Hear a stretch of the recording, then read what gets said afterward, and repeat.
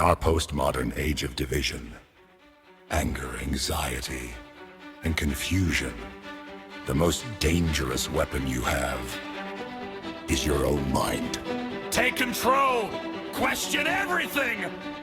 This is the Intellectual Freedom Podcast. Hello, everyone. I'm back. About a 2.5-month break, actually. I do this a couple times during the year, as many of you know, sort of just stepping back, resetting, reevaluating, and recharging. You know, I love to talk to all of you and appreciate all of you, but I'm going through some big changes here in the next 3 or 4 months, taking some time, so I just had to step back. And I'll tell you all about it at a later date. It's nothing catastrophic or terrible, but it is a massive life change. But for now, I am back. I'm so happy to be back, and I'm returning to my roots, actually, with this next series that we're doing. I've had the opportunity to lecture on this particular topic and series in the university, and I've studied the topic through all of my graduate, even postgraduate work, even wrote part of my dissertation, my doctoral dissertation on this. So I really wanted to take this on in podcast form. So I cannot wait to get going. So let's just jump right into it. I want you to picture a desert in your mind's eye. Not a picture perfect postcard desert with rolling sand dunes, not a desert with beautiful, colorful caravan crossing a golden horizon at sunset. No, I rather where you are right now, I want you to picture a flat, cracked, colorless country that runs to the edge of sight in every single direction. It's hot. It's silent. Nothing grows here. Nothing has grown in that spot for a very long time. It's just almost looks dead. Now understand 3 things about this place. You live here. You were born here. And it was not always a desert. In the last series, we studied Paul Kingsnorth's Against the Machine, and we walked this ground together. We gave this barren wasteland a name. We called it the Machine. We learned how it runs. We learned how it can suck the life out of you and what it takes from you. Naming the thing, that awful thing that we can all sense and feel, it helps. It really does. But it changes nothing. It changes nothing. After that book, you should be able to see the desert, identify the desert, and that is good. It's progress, but you and I, we are still standing in the desert. Here is what I did not tell you in that last series because you were not ready to hear it yet. I wasn't even really sure how to follow up that series, but the truth is, you and I are in the desert, walking the desert. There's something buried underneath it, and it's still alive. That's the good news. But before I go further, for those of you who do not know me, I am Dr. David Hopkins, humanities professor, your host and guide through the Intellectual Freedom Podcast. As we wrapped up Against the Machine a couple months ago, and I have to say one of the largest growth spurts I have ever seen in my podcast viewership, which was so cool. And like I had said, I took a step back after that. You know, I don't do this for the money. I do this because it's important. It's important to talk about tough, complex, deep things. And as I was thinking about what's next, it's an important question, because as the machine is daunting, as we learned, if you did go through that entire podcast series, and if you haven't, please go back and look at them. The desert of the machine is daunting. So let's sit in this metaphor just a little bit longer. Humor me, if you will, and let's not look away from it, because most people, when they finish a series like that last one, do a very human thing, which is feel the relief of the diagnosis. You learn something. I hope you learn something from that series. Feel a little click of recognition and understanding, and then they file it away and they put it on the shelf next to the other things they don't understand and don't act on. Do not file this. We have to be honest about what actually happened to the West, what King's North and the machine taught us as, and I'm not going to soften it, because softening it is just a lie. The thing we're standing in is not just a bad mood or a rough decade. It's not a news cycle. You and I, are in the midst of a collapse. And that sounds maybe melodramatic, but there used to be a shared story. A shared story that one told that a human being, who he was, what he was for life, what he was owed, and what was sacred. That foundation. Under that foundation, it didn't get reformed. It did not get updated. It fell. It fell down. That is why so many of us feel so uneasy. We can feel that something is wrong in our society, so wrong. You can point to so many things that you can feel yourself are wrong, that we're going in the wrong direction as a country and as a society. I really don't care what the tech billionaire gurus tell you about the unlocking and unleashing of a level of progress like we've never seen. How do I say this best? Now here's the part I need you to sit with, because this is the move. This is the entire move.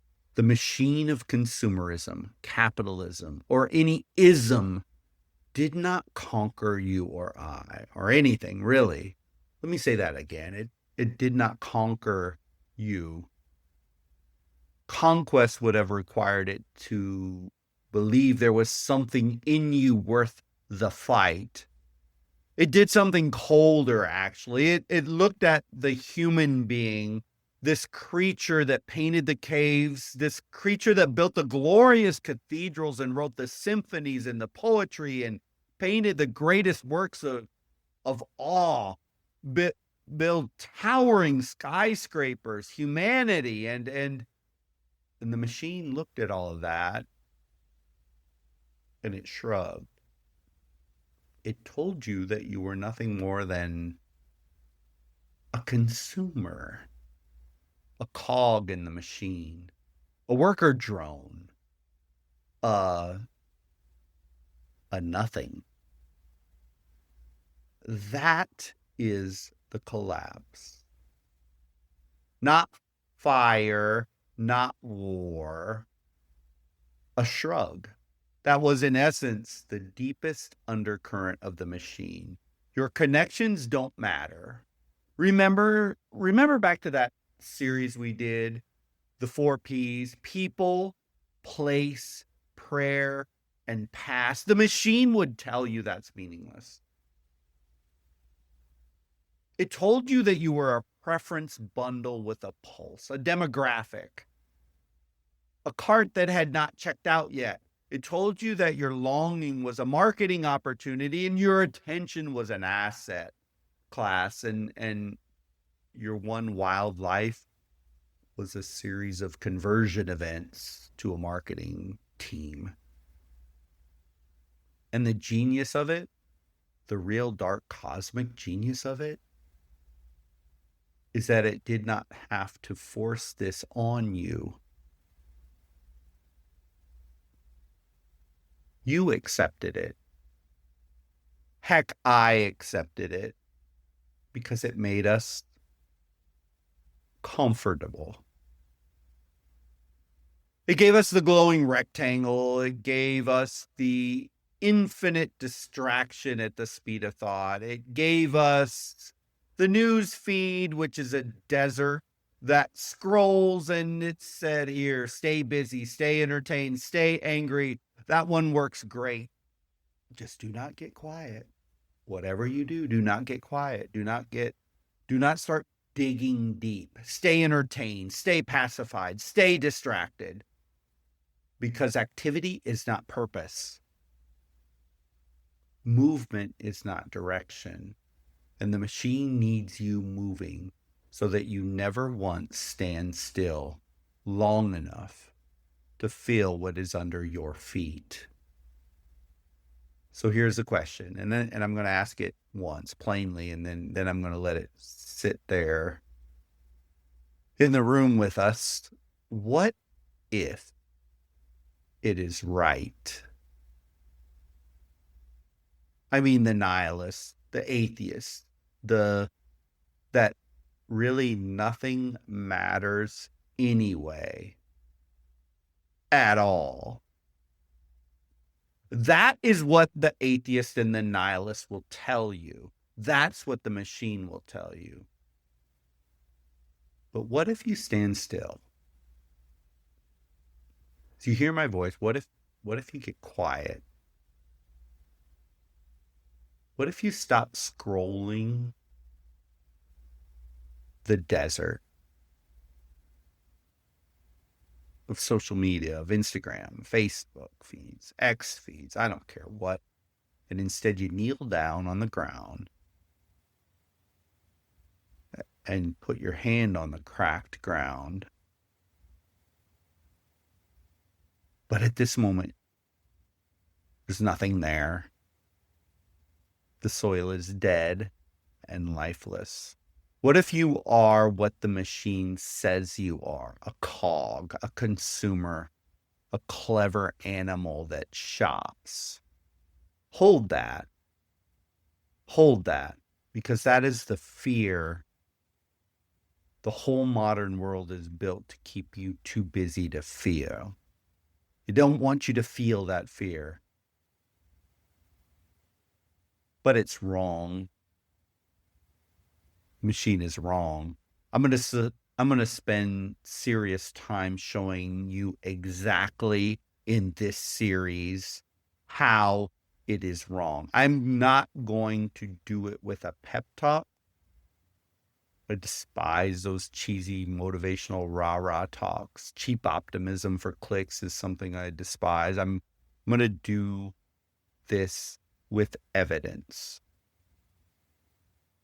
It's a big task. It's a challenging task that can only be done in a podcast. In a lecture series like this where I'm not limited by anything, time or space. So let me tell you about a man who went looking. Not a guru, not a billionaire with a podcast supplement line, a scholar. He was a very quiet one, actually. And you can, if you Google him and look him up on YouTube, you can see some of his old work. His name was Joseph Campbell. And he spent his entire life doing one really strange, stubborn, actually magnificent thing. And he went looking for what is buried under the desert. So for me, Campbell literally changed my academic arc. It is that guy who got me into my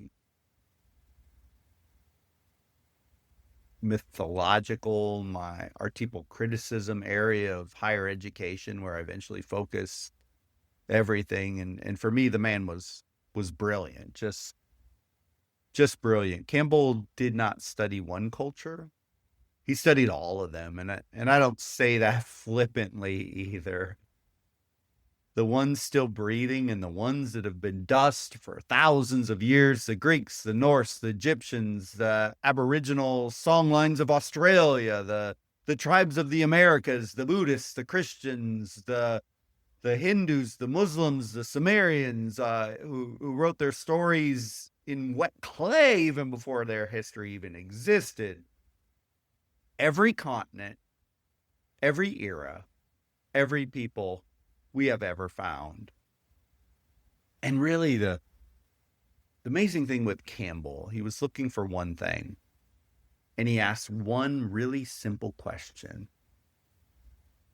He wanted to know, when you strip away the costumes that you and I wear, when you strip away the local gods and the local names and the local weather,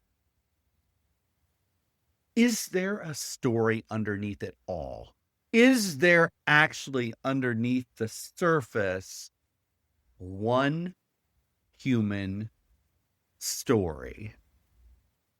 In 1949, he published what he found, and the book is called The Hero with 1,000 Faces. And that book is where you and I are going to live for a while in it. And I think it can so blow your mind, you won't be the same after it. Now, here's what he found. And I need you to slow down with me because this is the moment the ground shift. He found something. He found that the story is the same everywhere. Yes, everywhere. If you are listening from Australia, China, Germany, India, United States, the UK, small town Iowa, Los Angeles, California, the story, the meaning of life, the essence of who we are is always the same, always, everywhere. Here is the story in a nutshell.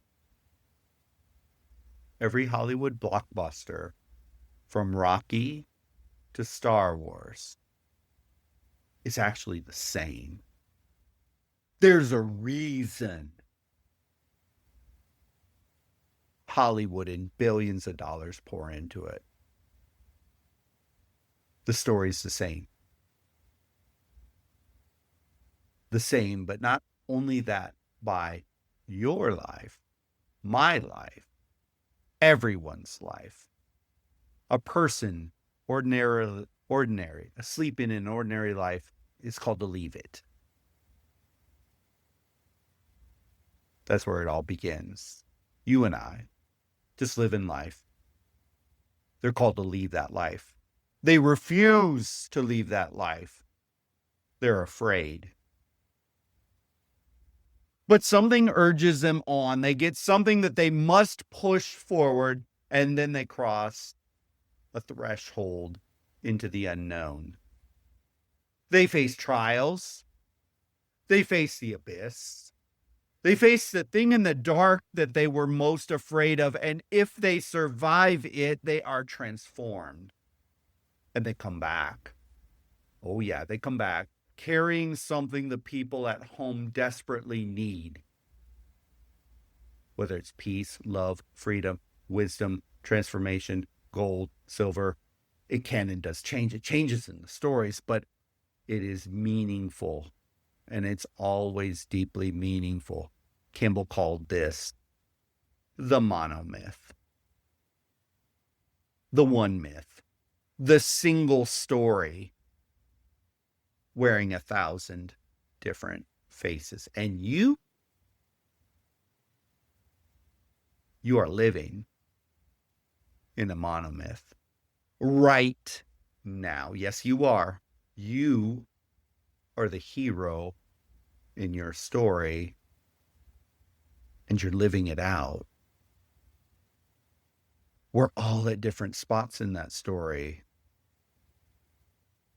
but we are all living out the monomyth.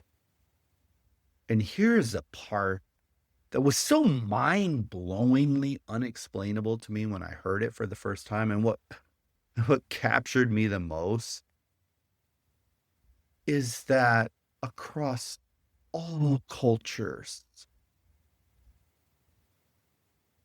it's the same story. It's the same arc. And yet, when these stories were written and produced, no one had ever met anyone.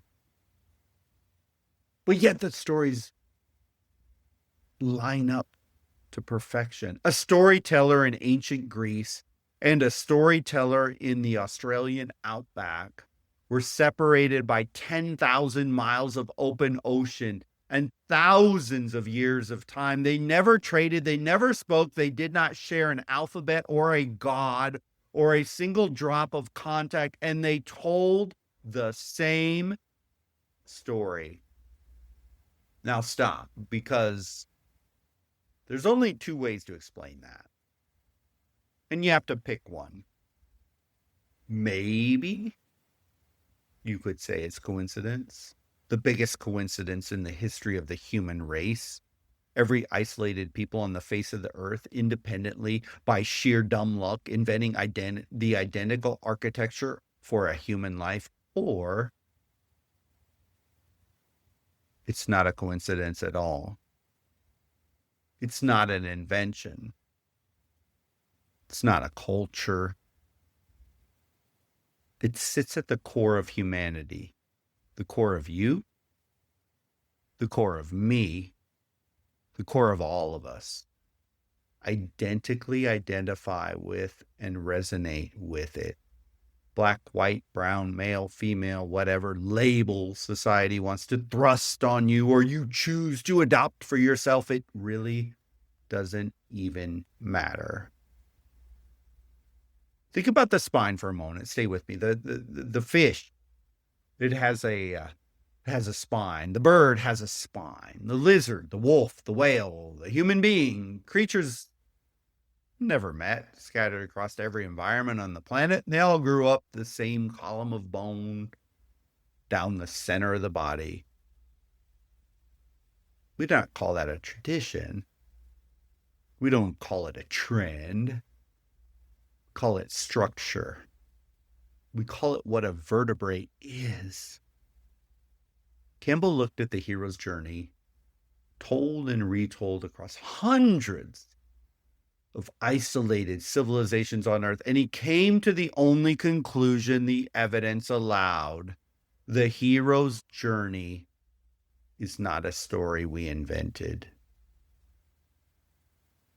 We are the story.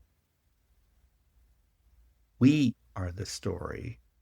You listening right now, you are the story. It is the spine. It is the deep structural architecture of the human creature. And every culture keeps growing it back.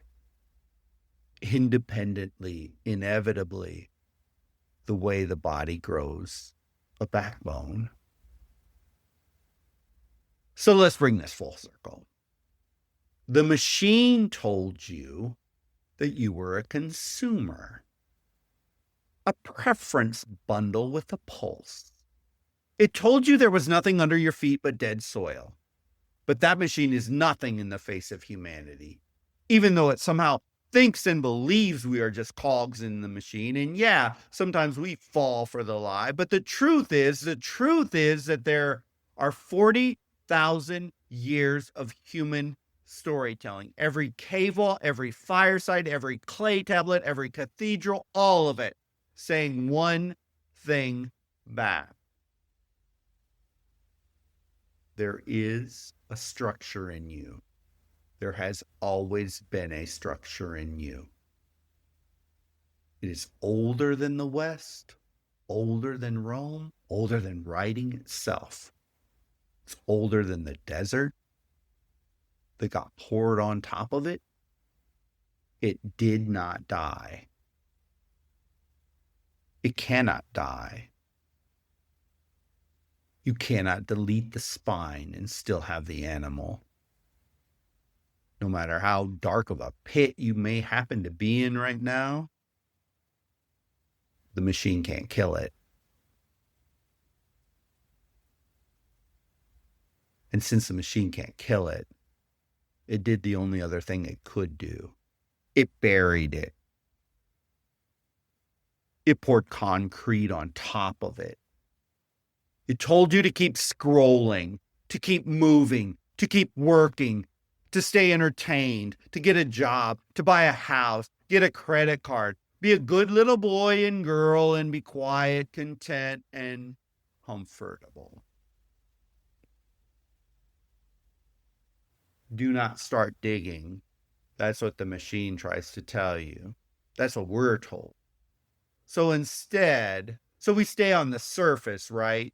We stay on the superficial side, right? You hear about the materialism, and it doesn't feel quite right in our society today, but we don't slow down enough to figure it out.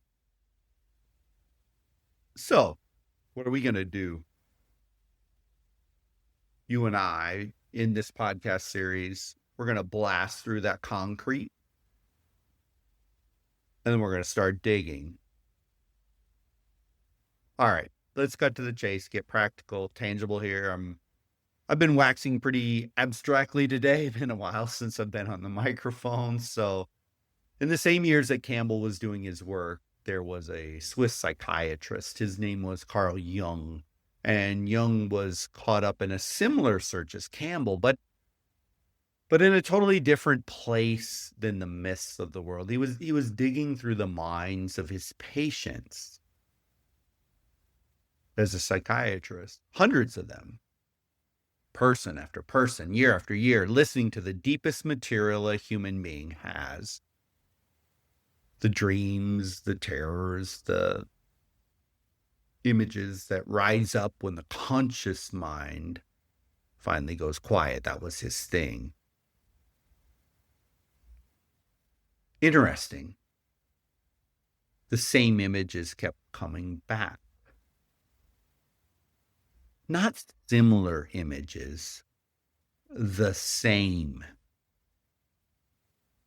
People who had never met, people from different countries, different religions, different centuries of upbringing, people who could not possibly have shared these things, and they were dreaming the same symbols: the flood, the wise old man, the shadow, the descent into the dark and return. The same images Campbell was finding carved in temple walls. They were showing up at night, uninvited, in the minds of ordinary people in Zurich, Switzerland, who had never read a myth in their lives.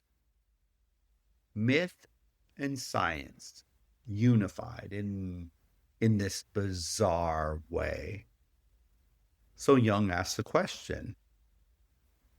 The only question evidence allows. What if the mind is not a blank slate? What if under your personal memory, underneath the part that is you, and make you uniquely the person you are, the part with your name and your childhood and your particular set of wounds and successes you've had in life, there's another level below that one. A deeper level, a deeper floor, a part of your mind that is not personal at all, a part you did not earn and you did not build and you cannot take credit for, a part you inherited the way you inherited your spine.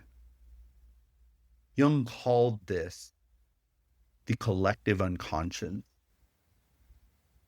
the shared inheritance, the deep architecture every single human being is born already carrying. And this is the buried thing, the collective unconscious. Now, I need you to feel the weight of what happened here. Don't miss it. Because two highly intelligent individuals in completely separate fields of study approaching a very human problem from different angles end up striking The exact same stone. Campbell dug through 3,000 years of dead civilizations and he found one story. Jung dug through the private dreams of the living and he found the same story. The myth of the temple and the dream in your skull last night. The same architecture, the hero, the threshold, the shadow, the return. It was never out there. It was never out there. Get this. It was inside you the whole time. Your freedom is inside you. It has been there the entire time. That is the thing I most need you to hear tonight. The hero's journey was never something that happened out there in old books to other people in better and braver times and better and braver people. It's in you.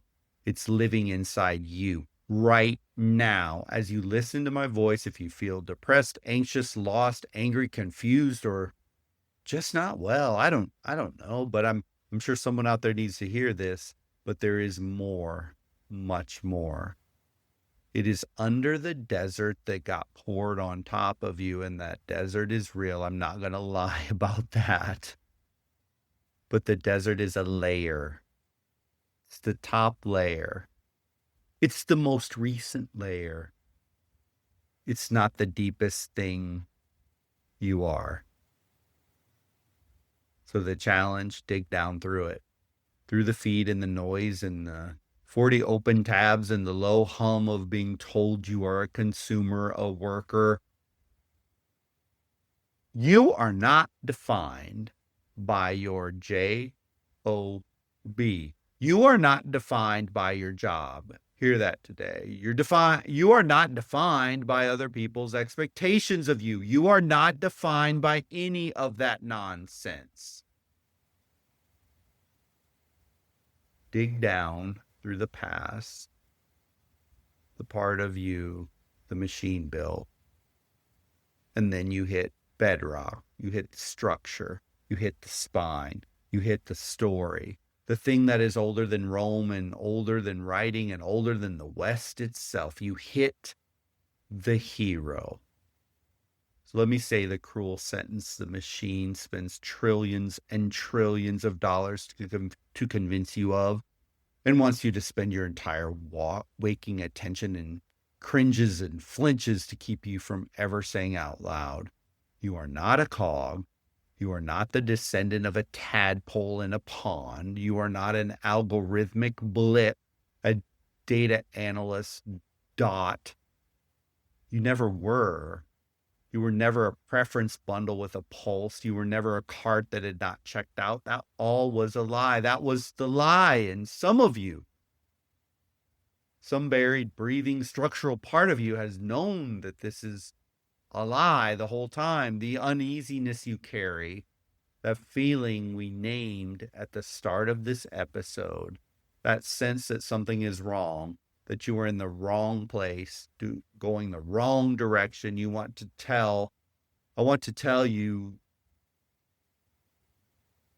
what that feeling actually is. That is not weakness. It's not anxiety. It's not a chemical imbalance to be optimized away with an app. You are not weak or weird or whatever. That is the hero. That is the hero within. That is the buried thing pressing up through 40 feet of desert trying to get your attention. It has been trying to get your attention for years, and in the language of the man who started all of this, the man who went looking, that pressure, that uneasiness, that refusal to be comfortable in a comfortable cage that has a name too. And Campbell called it the call to adventure. And you've been refusing it. We all have. Now, I have to be honest with you because I've spent all this time talking about Joseph Campbell and the brilliance kind of thing. Can kind of make you suspicious. And anytime a man stands at a microphone, tells you he has found the one key, the single story, the answer that explains everything, you should sit up. You should get skeptical. That's not cynicism. That is intellectual freedom. And that is the entire reason this show exists. So let me do something a lot of gurus never will do. Let me tell you where Campbell is wrong before we get into this book. The book is from 1949. And it shows Campbell built his monomyth, then went looking for evidence, and a man in love with his own theory has a way of finding it everywhere. The scholars who came after him have a word for that. They say he flattened things. He took myths that did not quite fit and he trimmed them until they did fit. Here's what I want you to understand about this podcast. We're not here to worship Campbell. We're here to use him. There is a difference. And the difference is everything. When we hit the parts that do not hold up, we'll say it out loud. I'll say it out loud. We're going to argue with this book because the book you are not allowed to argue with is not a teacher.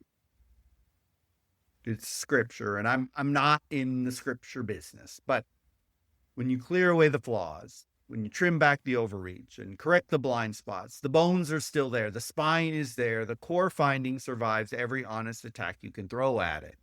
The story is real. The structure is real. The buried thing underneath your feet. So now we arrive at the hard part. I've been walking you toward for this entire episode. I told you the uneasiness you feel is the hero pressing up inside of you. I told you it's the call to adventure, and I told you that you have been refusing it.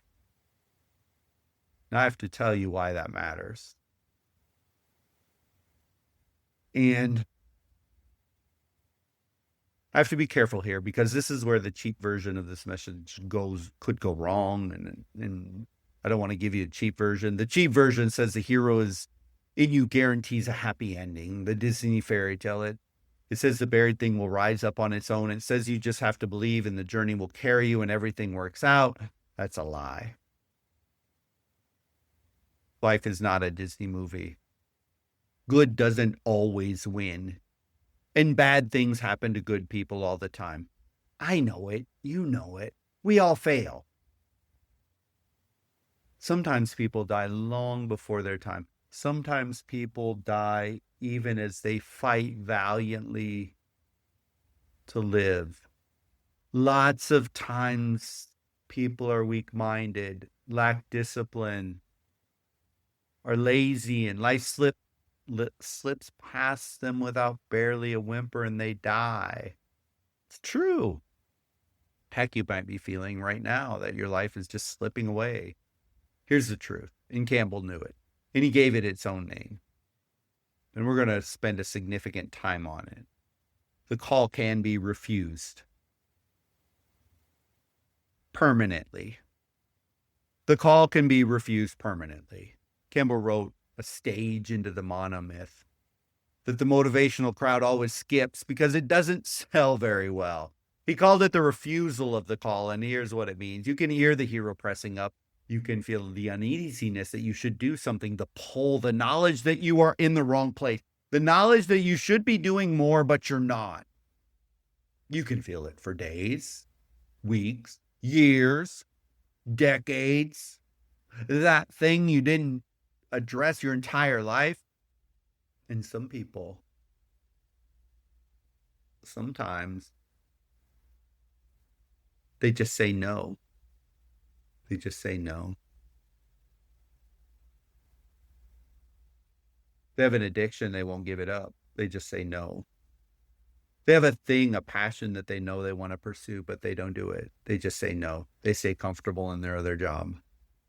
You can set the alarm clock to get up and start training for the marathon at 5 a.m., but you can also roll over and hit the snooze button 2 or 3 times and just go back to sleep telling yourself, I'll start tomorrow. But tomorrow never comes. And tomorrow becomes a decade, and the decade becomes a life. How many dreams have died in the graveyard? That is not a story I invent to scare you. That's the most common life in the most common modern world scenario. That is the standard outcome, the life of quiet desperation, the life of getting by, the life of another day, same old crap. Sadly, most of the time, there isn't a hero. Instead, the person feels the call and feels it and never goes after that quote unquote thing that nudged them. That thing dies with the person who never acted on their dream. The machine is not afraid of you knowing about the hero. In fact, the machine thrives on the messaging. Be your best self. Chase the American dream. Achieve your goal. You're the master of your own destiny. The machine is completely comfortable with this type of corporate slogan. The machine knows more often than not, the average person will just be average. The machine is betting that you will hear all of this tonight, and you will feel that click of recognition, and then you will file it. And you'll go back to, well, average. You will set it on the shelf next to the other things you understand and do not act on, and you will go back to scrolling the desert. I opened this episode by telling you not to file the last series. Now I'm telling you something harder. Don't file this one either. I want you to be aggressive with the text. We're just going to read the monomyth from the book, A Hero with 1,000 Faces. I want you to act and attack. That is how you overcome the inertia of just conforming and cruising through life on autopilot, because the suffering is real. Think about it. How is that right now? Depression, anxiety, fear, mental health in America and across the West is worse than it has ever been. But allegedly, our technological progress is greater than it has ever been, and we have so many consumer luxuries, more than have ever existed ever. The uneasiness is real, and here is the thing I need you to internalize after this episode ends. That uneasiness will not on its own save you. Suffering does not transform a single human being. It never has. Suffering is only the knock on the door. What you do when you hear the knock on the door, that's the game. That's the only thing that was ever up to you, and it is in fact up to you. So here's where we are. You and I are going to walk through the hero's journey, stage by stage, the call, the threshold, the trials, the abyss, the thing in the dark, and then the return. We are going to take the oldest map the human race has ever drawn, and we're going to lay it down over your actual life, your real, ordinary, modern life. The job, the feed, the grief, the Monday morning. We're going to find out where you are standing on that map right now, because everybody can be at a different spot. This is not a book club. We are not here to admire a myth. We are here to dig.